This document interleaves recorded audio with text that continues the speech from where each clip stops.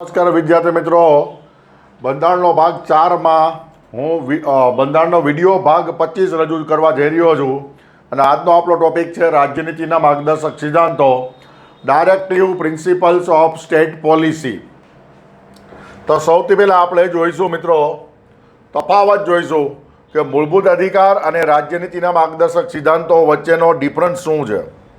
અચ્છા, તો સૌથી પહેલાં આપણે લેશું મૂળભૂત અધિકાર અને આ બાજુ લેશું રાજ્યનીતિના માર્ગદર્શક સિદ્ધાંતો.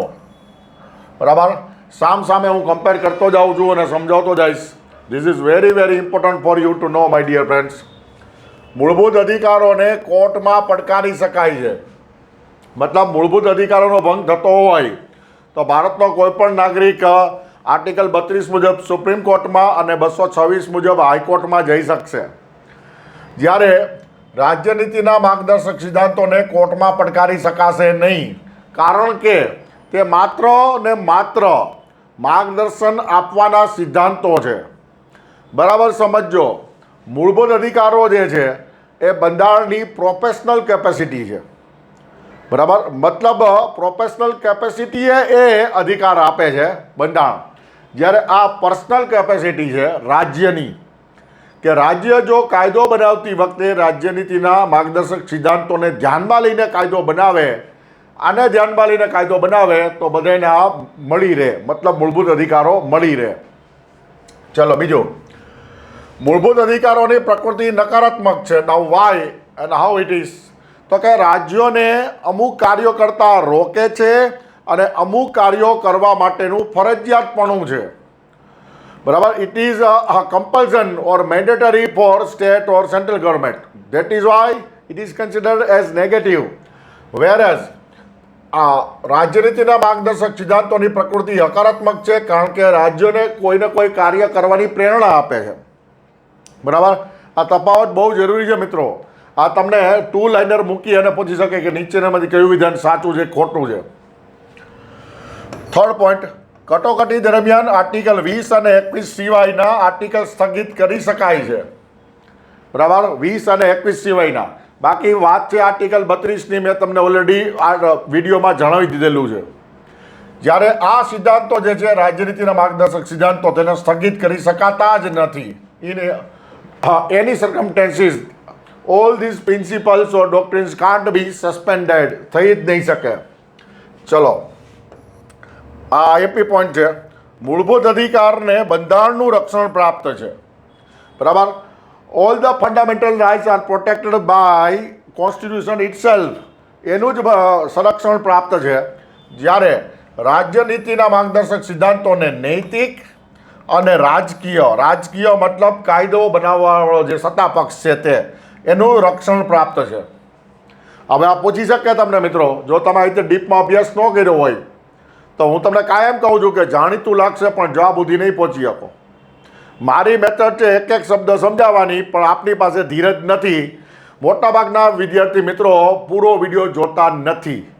બાપને બેટાની ચિંતા છે અને બેટાને ડેટાની ચિંતા છે. મૂળભૂત અધિકાર વ્યક્તિગત કલ્યાણને મહત્વ આપે છે. દરેક વ્યક્તિ દીઠ મૂળભૂત અધિકાર સંપૂર્ણ પ્રાપ્ત થાય છે કે નહીં તે જોવે છે. જ્યારે આ સિદ્ધાંતો સર્વાંગી વિકાસ એટલે કે સામૂહિક કલ્યાણને પ્રોત્સાહન આપે છે. રાજનીતિના માર્ગદર્શક સિદ્ધાંતો. મૂળભૂત અધિકારોનો ઉદ્દેશ્ય લોકશાહી સ્થાપિત કરવાનો છે, સંસદીય લોકશાહી સ્થાપિત કરવાનો છે. બરાબર, જ્યારે આ સિદ્ધાંતોનો ઉદ્દેશ્ય સામાજિક અને આર્થિક લોકતંત્ર સ્થાપિત કરવાનો છે. સોશિયલ એન્ડ ઇકોનોમિક ડેમોક્રેસી એ આનો ઉદ્દેશ્ય છે. સોશિયલ એન્ડ ઇકોનોમિક ડેમોક્રેસી એ રાજ્યનીતિના માર્ગદર્શક સિદ્ધાંતોનો ઉદ્દેશ.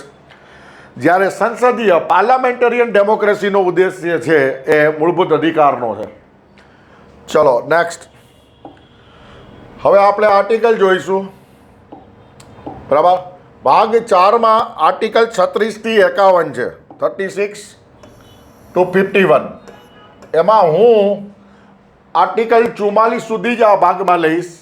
બરાબર, બાકીના આર્ટિકલ જે છે એ બીજા ભાગમાં આવશે, બીજા વિડીયોમાં આવશે. ચલો, રાજ્યનીતિના માર્ગદર્શક સિદ્ધાંતોનો વિચાર આયર્લેન્ડના બંધારણમાંથી લેવામાં આવ્યો છે. બરાબર, it has been taken from the constitution of Ireland અચ્છા, ડૉક્ટર આંબેડકરજીએ આ સિદ્ધાંતોને દેશના શાસનના પાયારૂપ સિદ્ધાંતો ગણાવ્યા છે અથવા કહ્યા છે. આ પણ સેન્ટેન્સ પૂછાઈ ગયેલું છે વિદ્યાર્થી મિત્રો. આર્ટિકલ 32ને ભારતના બંધારણનો આત્મા અને હૃદય કહેલું હતું, તો અહીંયા શાસનના પાયારૂપના સિદ્ધાંતો કહ્યા છે. આ 36 થી 51.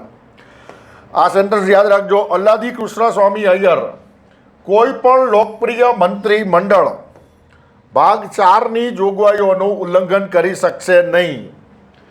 તો બરાબર સમજો, અધિકાર ક્યાં આપ્યા? ભાગ 3ની અંદર. અધિકારો નાગરિકોને ક્યારે મળી શકે એનો જવાબ ભાગ 4માં છે કે ભાગ 4 મુજબના સિદ્ધાંતોનું પાલન કરે તો લોકોને અધિકાર મળી રહે.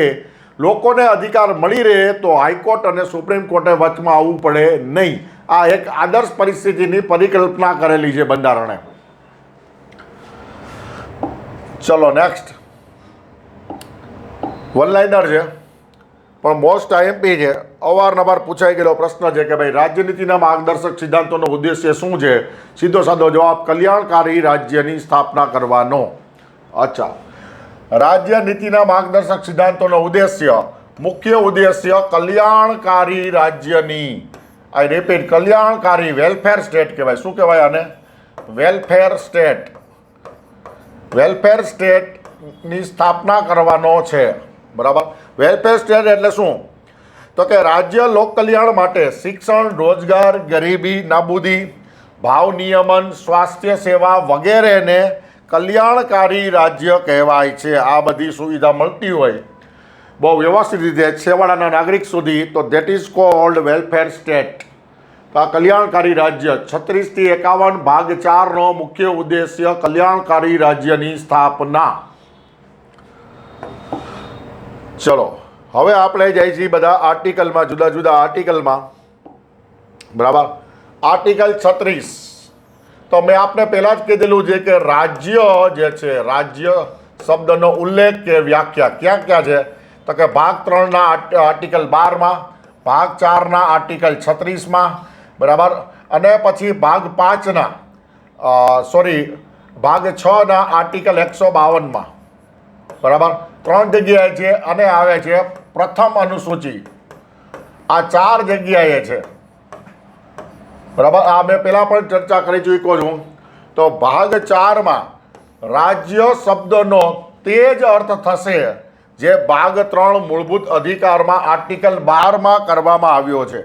આર્ટિકલ 12માં રાજ્યની વ્યાખ્યામાં મેં આપણે કીધેલું સંસદ, કેન્દ્ર સરકાર, વિધાનમંડળ, રાજ્ય સરકાર, જિલ્લા પંચાયત, તાલુકા પંચાયત, ગ્રામ પંચાયત, નગરપાલિકા, મહાનગરપાલિકા, પોર્ટ ટ્રસ્ટ, પછી સિટી ડેવલપમેન્ટ ઓથોરિટી મતલબ રૂડા વગેરે, અને લશ્કરી છાવણી, અને તદુપરાંત સરકારના નિયંત્રણમાં હોય તેવી તમામ સંસ્થાઓનો સમાવેશ રાજ્યમાં થાય છે.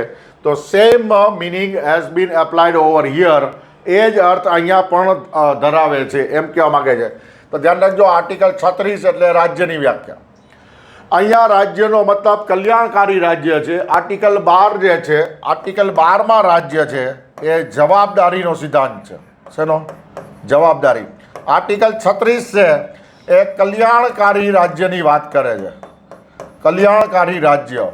અને આર્ટિકલ 152 જે છે, બરાબર, એ રાજ્ય જે છે એ વહીવટી રાજ્ય, વહીવટી રાજ્યની વ્યાખ્યા કરે છે. સમજાણું? રાજ્ય ભલે શબ્દ હોય પણ ત્રણેયનું અર્થઘટન એક નથી થતું. ત્રણેયનો જે અમલી વિસ્તાર જે છે એ અલગ અલગ છે. ચલો, આર્ટિકલ 37. આર્ટિકલ 37 ભાગ 4માં સમાવિષ્ટ સિદ્ધાંતોને કોર્ટમાં પડકારી શકાશે નહીં. બરાબર. તો આ બહુ ઇમ્પોર્ટન્ટ છે. બરાબર સમજો. ભાગ 37ને કોઈ પણ હિસાબે કોર્ટમાં પડકારી શકાશે નહીં. મેં વર્ગીય તફાવતમાં પણ મેં આપને ઓલરેડી સમજાવી દીધેલું છે. અચ્છા, ખાસ આમ છતાં આ સિદ્ધાંતો, બરાબર સમજો, this is very important four અઘરા ક્વેશ્ચન. આમ છતાં આ સિદ્ધાંતો રાજ્યના વહીવટમાં ગર્ભિત અને મૂળભૂત છે. ભલે કોર્ટમાં ન પડકારી શકાતા હોય આ સિદ્ધાંતોને, પણ રાજ્યના વહીવટમાં આ ગર્ભિત ઇમ્પ્લાઇડ છે. બરાબર. અને મૂળભૂત છે. માટે કાયદા બનાવતી વખતે આ સિદ્ધાંતો લાગુ પાડવા રાજ્યની ફરજ રહેશે.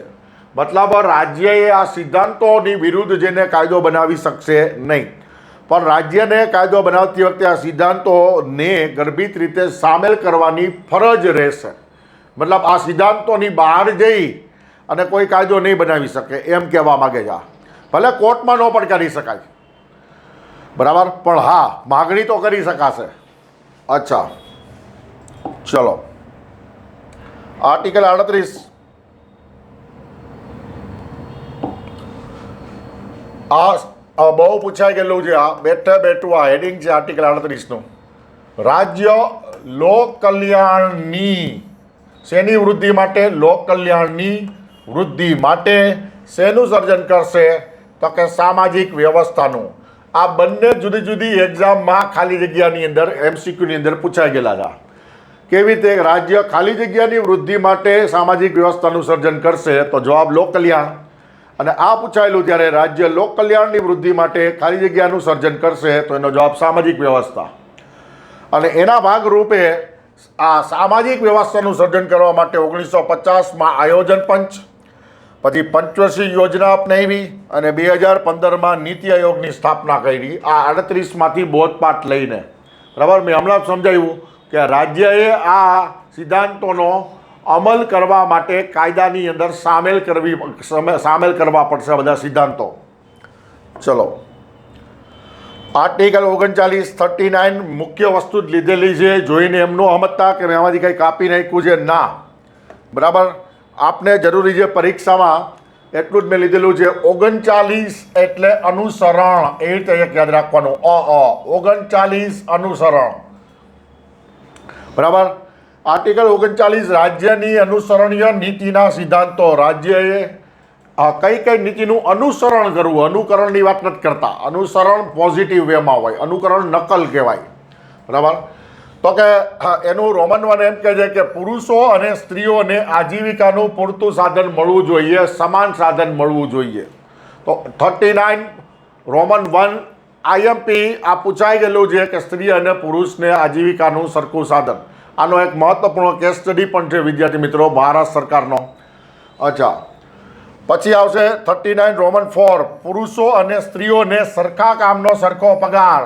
તો સરકાર તો ભેદભાવ કરતી નથી વિદ્યાર્થી મિત્રો, પરંતુ ખાનગી ક્ષેત્રે ખૂબ જ શોષણ થાય છે. ઘણી બધી જગ્યાએ એવું થાય કે માત્ર સ્ત્રીઓને જ રોજગારી છે પણ ઓછા પગારે.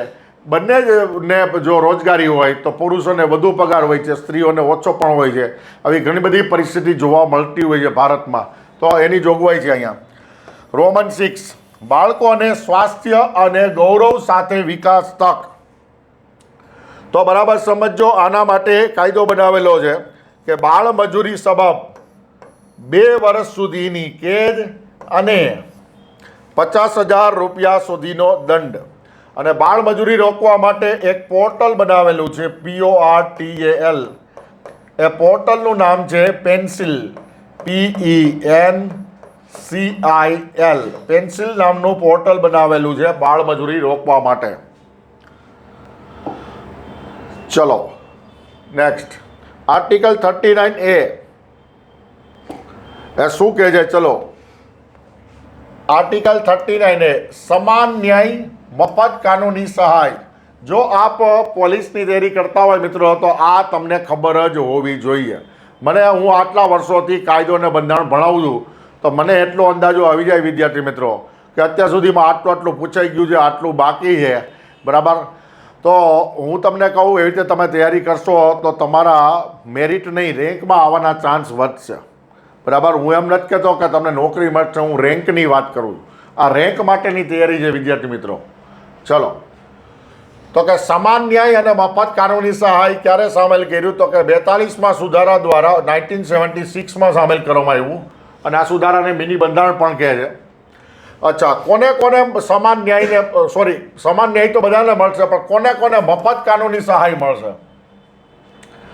તો જો SC schedule caste, ST schedule tribe ના લોકો, માનવ તસ્કરીમાં ફસાયેલા લોકો, બરાબર, કે હ્યુમન ટ્રાફિકિંગમાં ફસાઈ ગયેલા લોકો હોય, સ્ત્રીઓને મળશે, બાળકને મળશે, માનસિક બીમાર લોકોને મળશે મફત કાનૂની સહાય, કોમી હિંસામાં સલવાઈ ગયેલા ફસાયેલા લોકોને મળશે, પૂર, દુકાળ, ભૂકંપ વગેરેમાં ફસાયેલા લોકોને મળશે, ઔદ્યોગિક કામદાર જે ઈએસઆઈમાં નોંધાયેલા હોય, એમ્પ્લોયી સ્ટેટ ઇન્સ્યોરન્સ સ્કીમ, બરાબર, એ લોકોને મળશે, બાલગૃહ મતલબ સ્ટેટ હોમ, બરાબર, નાના નાના બાળકોને જે જગ્યાએ રાખવામાં આવેલા હોય સરકાર દ્વારા એને સ્ટેટ બાલગૃહમાં રહેનાર લોકોને, અને આ બધા લોકોને બરાબર સમજજો, જો ગુજરાત હાઈકોર્ટમાં કેસ લડવાનો હોય તો એમની વાર્ષિક આવક 1 લાખથી ઓછી હોવી જોઈએ, અને સુપ્રીમ કોર્ટમાં જો કેસ લડવાનો થાય તો 5 લાખથી ઓછી હોવી જોઈએ.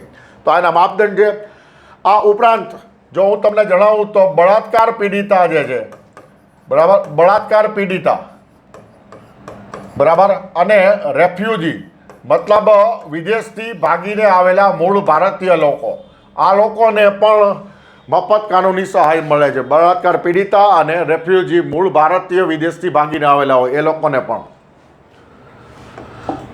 ચલો નેક્સ્ટ, આર્ટિકલ 40 ગ્રામ પંચાયતોની રચના, બરાબર, બહુ ફેમસ છે, બહુ પૂછાઈ ગયેલું છે.